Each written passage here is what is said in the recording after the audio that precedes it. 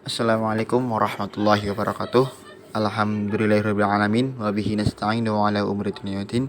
Wassalatu wassalamu ala asrafil amhi wal mursalin Sayyidina Maulana Muhammadin wa ala alihi wa sahbihi ajmain amma ba'du. Eh, Selamat siang teman-teman semuanya. Pada kesempatan siang hari ini izinkan kami dari kelompok 9 untuk mempresentasikan hasil diskusi kami tentang tugas perkembangan anak dan bayi.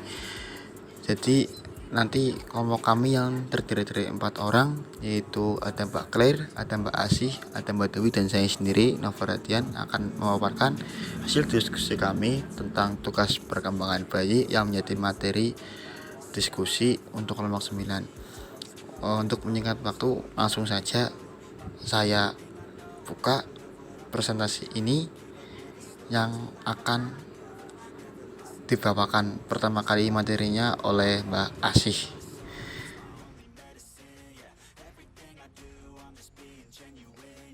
Oke, di sini saya akan menerangkan mengenai pengertian bayi dan anak. Oke, menurut WHO, definisi anak adalah dihitung sejak seseorang di dalam kandungan sampai dengan usia 19 tahun. Kalau menurut Undang-Undang Republik Indonesia Nomor 23 Tahun 2002, Pasal 1 Ayat 1 tentang perlindungan anak, anak adalah seseorang yang belum berusia 18 tahun, termasuk juga yang masih di dalam kandungan. Nah, anak ini merupakan aset bangsa yang akan meneruskan perjuangan suatu bangsa, sehingga harus diperhatikan pertumbuhan dan perkembangannya. Nah, selanjutnya, masa balita. Masa balita ini merupakan masa yang paling penting dari tumbuh kembang anak. Pada masa ini, terjadi pertumbuhan dasar yang akan menentukan perkembangan anak selanjutnya. Perkembangan pada periode ini terjadi sangat cepat, seperti perkembangan kemampuan berbahasa, kreativitas, dan intelijensi yang akan menjadi landasan sangat penting untuk perkembangan anak selanjutnya. Selanjutnya, pengertian masa bayi. Masa bayi adalah masa keemasan sekaligus masa kritis perkembangan seseorang. Nah, mengapa dikatakan masa kritis? Karena pada masa bayi ini sangat peka terhadap lingkungan, dan dikatakan masa keemasan karena masa bayi berlangsung sangat singkat dan tidak dapat diulang kembali. Bayi adalah individu yang lemah dan memerlukan proses adaptasi. Bayi harus dapat melakukan 4 penyesuaian agar dapat tetap hidup, yaitu merubah suhu, menghisap, menelan, bernafas, dan membuang kotoran. Kesulitan penyesuaian atau adaptasi akan menyebabkan bayi mengalami penurunan berat badan, keterlambatan perkembangan, bahkan bisa sampai meninggal dunia. Oleh karena itu, bayi harus mendapatkan perhatian dari orang tua agar bayi mendapatkan perkembangan yang sesuai. Saya Claire Natasha akan menyampaikan materi mengenai karakteristik bayi dan anak. Jadi pada umur 3 bulan, bayi bisa mengangkat kepala tegak ketika tengkurap, tertawa, menggerakkan kepala ke kiri dan kanan, membelas tersenyum ketika diajak bicara atau tersenyum. Pada umur 6 bulan, bayi bisa berbalik dari telungkup ke terlentang, mempertahankan posisi kepala tetap tegak, meraih benda yang ada di dekatnya, menirukan bunyi, menggenggam mainan, tersenyum ketika melihat mainan atau gambar yang menarik. Pada umur 9 bulan, bayi bisa merambat, mengucapkan mama, dadah, meraih benda sebesar kacang, mencari benda atau mainan yang dijatuhkan, bermain tepuk tangan atau cilukba, makan kue atau biskuit sendiri. Lalu, pada umur 12 bulan, bayi bisa berdiri dan berjalan berpegangan, memegang benda kecil, menirukan kata sederhana seperti mama, papa, mengenal anggota keluarga, takut pada orang yang belum dikenal, menunjuk apa yang diinginkan tanpa menangis atau merengek. Pada umur 2 tahun, anak bisa naik tangga dan berlari-lari, mencoret-coret pensil pada kertas, dapat menunjuk 1 atau lebih bagian tubuhnya, menyebut 3-6 kata yang mempunyai arti seperti bola, piring, dan sebagainya, memegang cangkir sendiri, belajar makan dan minum sendiri. Selanjutnya, pada umur 3 tahun, anak bisa mengayuh sepeda roda 3, berdiri di atas satu kaki tanpa berpegangan, bicara dengan baik menggunakan 2 kata, mengenal 2-4 warna, menyebut nama, umur, dan tempat, menggambar garis lurus, bermain dengan teman, melepas pakaiannya sendiri, mengenakan sepatu sendiri. Dan pada umur 5 tahun, anak bisa melompat-lompat dengan satu kaki, menari, dan berjalan lurus, menggambar orang dengan 3 bagian seperti kepala, badan, tangan, atau kaki, menggambar tanda silang dan lingkaran, menangkap bola kecil dengan kedua tangan, menjawab pertanyaan dengan kata-kata yang benar, menyebut angka, menghitung jari, bicaranya mudah dimengerti, berpakaian sendiri tanpa dibantu, mengancing baju atau pakaian boneka, menggosok gigi tanpa bantuan. Ya, sekian dari saya. Selanjutnya dilanjutkan oleh pemateri berikutnya. Terima kasih. Baik, giliran saya untuk menjelaskan tentang tugas perkembangan bayi. Jadi sebelum kita membahas lebih jauh tentang tugas perkembangan bayi, ada baiknya kita mengaitkan antara faktor perkembangan bayi dan tugas-tugas perkembangan bayi dalam kehidupannya.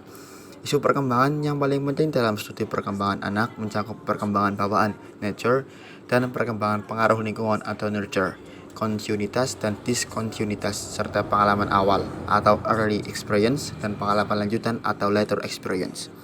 Yang pertama, nature dan nurture melibatkan perdebatan tentang apakah perkembangan sangat dipengaruhi oleh nature dan nurture. Nurture merujuk kepada warisan biologis suatu organisme. Nurture merujuk pada pengalaman lingkungannya. Hampir tidak ada orang pada saat ini yang berargumentasi bahwa perkembangan bisa dijelaskan oleh salah satu dari 2 isu di atas. Tetapi beberapa menyatakan bahwa pengaruh yang terpenting terhadap perkembangan adalah warisan biologis atau disebut tadi sebagai nurture. Dan yang lainnya pula menyatakan bahwa pengalaman lingkungan adalah pengaruh yang sangat vital dalam perkembangan suatu organisme, atau kita bisa dibilang di sini sebagai manusia. Menurut pendukung nature, sebagaimana bunga matahari tumbuh dengan cara yang teratur, terkecuali dikalahkan oleh lingkungan yang tidak bersahabat, begitu pula lah manusia. Cangkupan lingkungan bisa jadi sangat luas, tetapi cetak biru genetik menghasilkan kesamaan dalam pertumbuhan dan perkembangan. Lingkungannya ekstrim atau lingkungannya tidak ramah serta kurang memberikan stimulasi secara psikologi bisa memperlambat perkembangan. Tetapi para pendukung nature menekankan kecenderungan dipengaruhi secara genetis pada manusia. Sebaliknya, para psikolog lain menekankan pentingnya nurture atau pengalaman lingkungan untuk perkembangan. Pengalaman mencakup keseluruhan dari lingkungan biologis individu tersebut, mulai dari nutrisi, perawatan, medis, obat, atau mungkin yang bersifat negatif seperti kecelakaan fisik.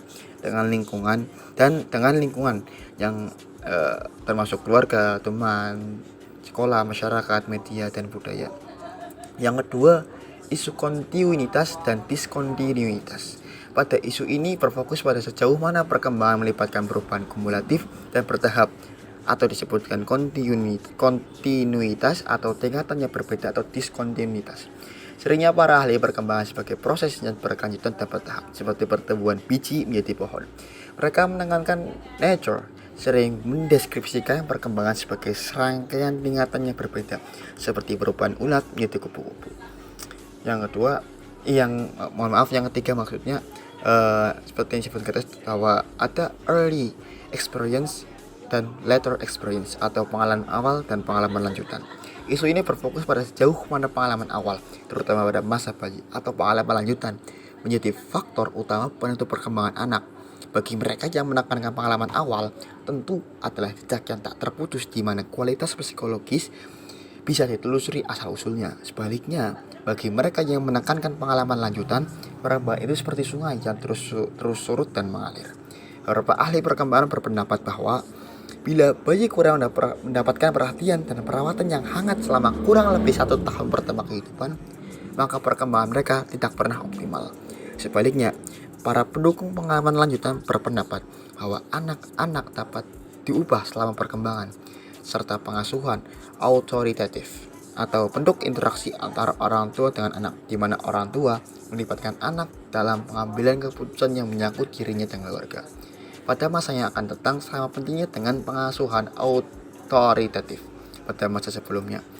Beberapa ahli perkembangan tentang kehidupan atau ahli perkembangannya fokus pada sepanjang rentang kehidupan menekankan bahwa dalam perkembangan pengalaman lanjutan tidak terlalu diperhatikan. Mereka menganggap bahwa pengalaman awal merupakan kontributor penting untuk perkembangan, tetapi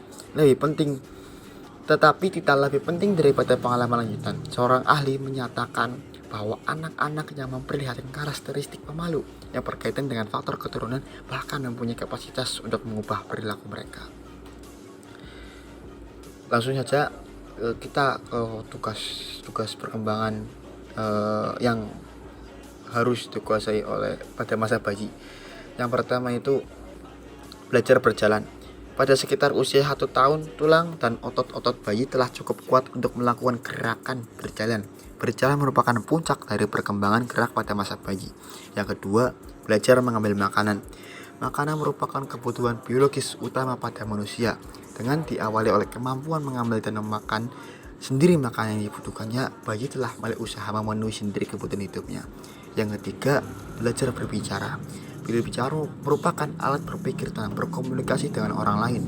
Melalui tugas ini, anak mempelajari bunyi-bunyi yang mengandung arti dan berusaha mengkomunikasikannya dengan orang-orang di sekitarnya.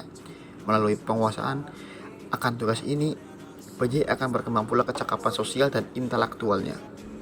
Yang keempat, belajar mengontrol cara buang air. Pengontrolan cara buang air bukan hanya berfungsi sebagai kebersihan, tetapi juga menjadi indikator utama kemampuan berdiri sendiri, pengendalian diri, dan sopan santun. Anak yang sudah menguasai cara-cara buang air dengan baik, termasuk tempat dan pemeliharaan kebersihannya, pada tahap selanjutnya akan mengendalikan diri dan bersopan santun. Yang kelima, belajar mengetahui jenis kelamin. Dalam masyarakat akan selalu ditemui individu dengan jenis kelamin pria atau wanita, walaupun ada juga yang memiliki kelainan. Anak harus mengenal jenis-jenis kelamin ini, baik dari ciri-ciri biologisnya maupun sosial kulturalnya serta peranan-peranannya. Pengenalan tentang jenis kelamin sangat penting bagi pembentukan peranan dirinya serta penentuan bentuk perlakuan dan interaksi, baik dengan jenis kelamin yang sama maupun dengan yang berbeda dengan dirinya. Yang keenam, menguasai stabilitas jasmania. Pada masa bayi, kondisi fisiknya sangat labil dan peka, mudah sekali berubah dan terkena pengaruh dari luar atau faktor eksternal.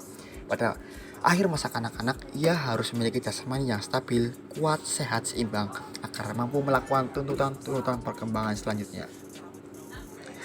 Memiliki konsep sosial dan fisik walaupun masih sederhana. Yang ketujuh, memiliki konsep sosial dan fisik walaupun masih sederhana. Anak hidup dalam lingkungan fisik dan sosial tertentu agar dapat hidup secara wajar dan menyesuaikan diri dengan keadaan dan tuntutan lingkungannya. Anak dituntut memiliki konsep-konsep sosial dan visi yang sesuai dengan kemampuannya. Anak harus sudah mengetahui apa itu binatang, manusia, rumah, baik, jahat, dan lain-lain. Yang kedelapan, belajar berhubungan sosial yang baik dengan orang tua serta orang-orang dekat lainnya, karena akan selalu berhubungan dengan orang lain, baik dalam keluarganya maupun dengan lingkungan sekitarnya. Maka ia dituntut untuk dapat membina hubungan baik dengan orang-orang tersebut. Anak dituntut dapat menggunakan bahasa yang baik dan tepat serta sopan santun. Yang terakhir bahwa belajar membedakan mana yang baik dan tidak baik serta pengembangan hati nurani. Pergaulan hidup selalu berisi dan berlandaskan moral. Sesuai dengan kemampuannya, anak dituntut telah mengetahui mana perbuatannya baik dan mana yang tidak baik. Lebih jauh, ia dituntut untuk melakukan perbuatan yang baik dan menghindarkan perbuatan yang tidak baik. Diharapkan kebaikan-kebaikan ini menjadi bagian dari hati nuraninya. Mungkin cukup sekian dari saya tentang tugas sebagai bayi. Kurang lebihnya mohon maaf. Saya teruskan ke materi selanjutnya. Terima kasih. Assalamualaikum warahmatullahi wabarakatuh. Perkenalkan, saya Dwi Anggraini. Saya akan melanjutkan materi berikutnya mengenai tugas perkembangan anak. Sebelum saya menjelaskan serta menyebutkan tugas-tugas perkembangan anak, alangkah baiknya mari kita pahami terlebih dahulu apa itu tugas perkembangan. Tugas perkembangan adalah penyempurnaan pemahaman mengenai konsep-konsep sosial, konsep-konsep benar dan salah, dan belajar membuat hubungan emosional yang makin matang dengan lingkungan sosial di rumah maupun luar rumah. Tugas perkembangan tadi muncul sesuai periodenya. Dalam rentang kehidupan, apabila tugas itu berhasil dituntaskan, maka akan memberikan kebahagiaan dan kesuksesan dalam menjalankan tugas selanjutnya bagi individu. Sementara apabila gagal, maka akan menyebabkan ketidakbahagiaan pada diri individu yang bersangkutan, seperti kesulitan melakukan tugas-tugas selanjutnya.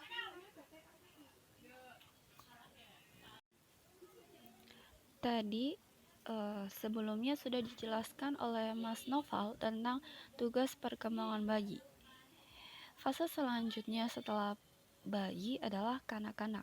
Jadi kita akan membahas tugas perkembangan kanak-kanak atau dalam materi yang dibagi oleh dosen atau PJ kita disebut dengan tugas perkembangan anak.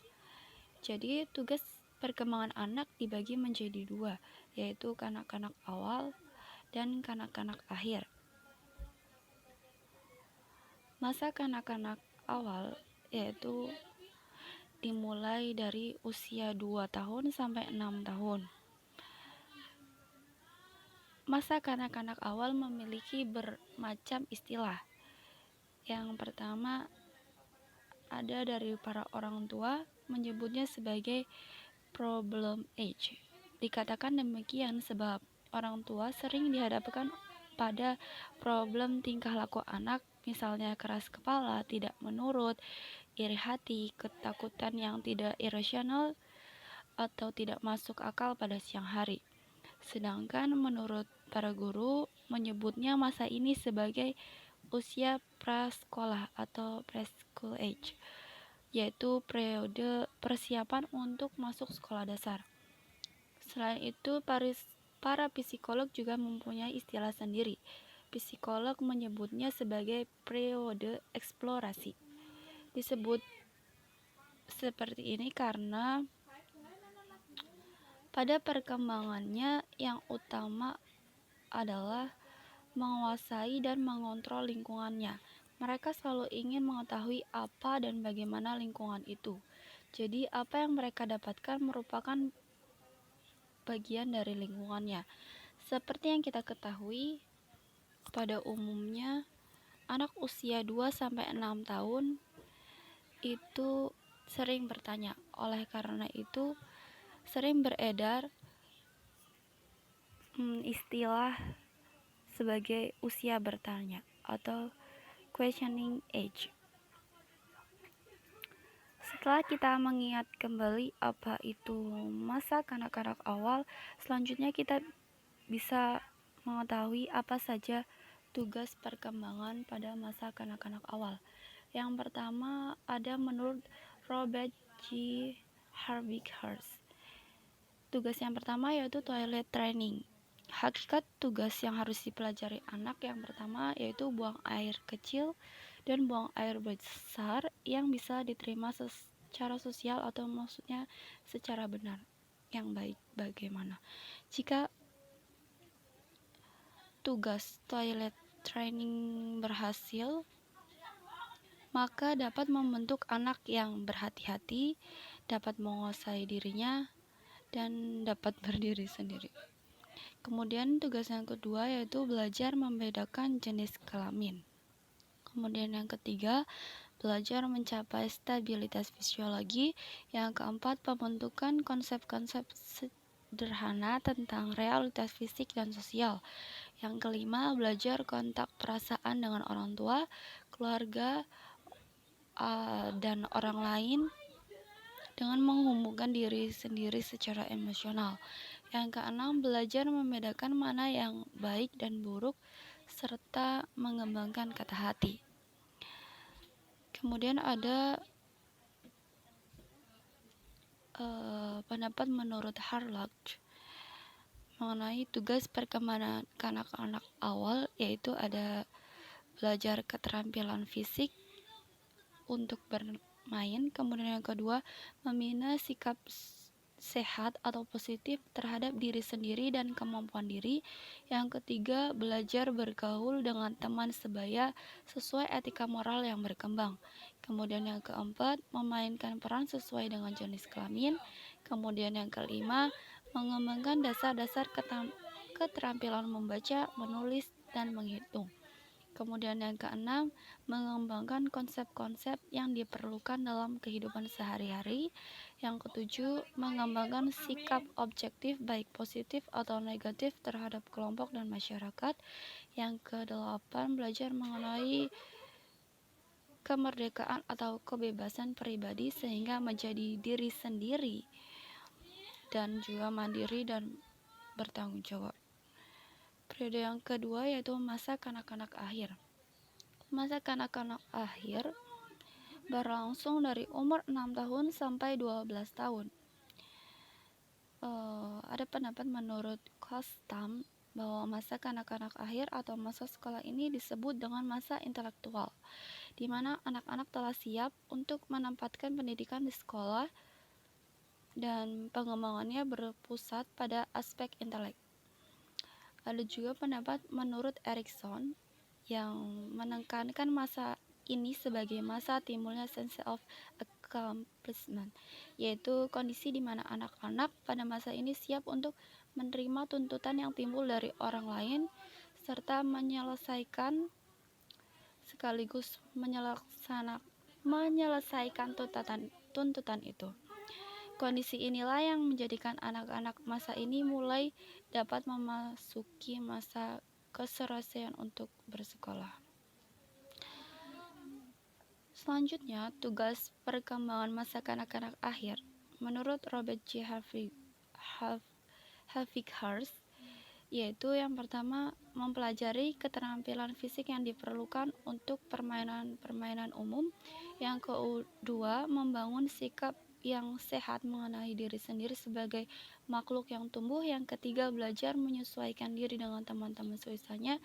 Yang keempat, mengembangkan peran sosial pria atau wanita yang tepat.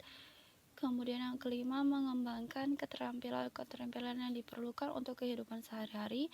Yang keenam, mengembangkan penelitian yang diperlukan untuk kehidupan sehari-hari. Yang ketujuh, mengembangkan hati nurani, pengertian moral, tata atau tingkatan nilai. Yang kedelapan, mengembangkan sikap terhadap kelompok-kelompok sosial dan lembaga. Dan yang terakhir, kesembilan, yaitu mencapai kebebasan pribadi. Ya, cukup sekian pembahasan yang bisa saya sampaikan mengenai tugas perkembangan anak. Assalamualaikum warahmatullahi wabarakatuh.